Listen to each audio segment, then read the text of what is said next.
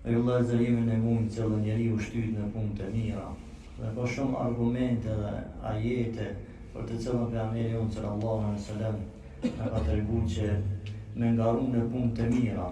I ka mësuar sahabët në punë të mira dhe i ka pyetur sahabët se cilët prej tyre po bën punë të mira. Një të gjallë Allahu azza wa jall na ka obliguar në Kur'an duke thënë wasari'u, ngutni, apo shpejtani, bani të parë gjithmonë në punë të mira. Prej punëve të mira që njeriu do të mungu gjithmonë, më koni pari, është edhe me dhënë njeriu sadaka, me dhënë diçka për Allahun azza wa jall. Nuk ka sen më të mirë se sa me dhënë njeriu për Allahun azza wa jall. Men alladhi yuqridu Allaha qardan hasanan. Allah thotë kush për juve ta mi barç me Zotin.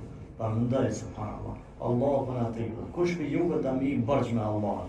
Don te jam i thu Zot ç'është i kum mu barç. E prandaj mi barç me Allahun çu shak thën Zoti. Allah azza wa jall thotë ata që janë në rrugën e Allahut janë si ata kallinje, ai thon kallime, që vendosen tokë, çdo kallin e ka spaku 10. Po Allah shka thotë, yudha'af lahum. Allah ja shton prej njëja bën 100. Prandaj, kështu është ata që japin për Allah, te jep një Allah 100 i shton. Subhanallah.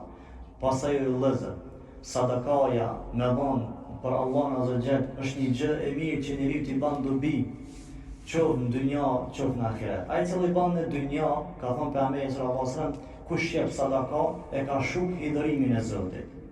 Prandaj e ka shuk hidhërimin e Allahut. Sadakaja e ndalon kaderin e keqe. Sadakaja ta mundson që mu pranua dhe lutja.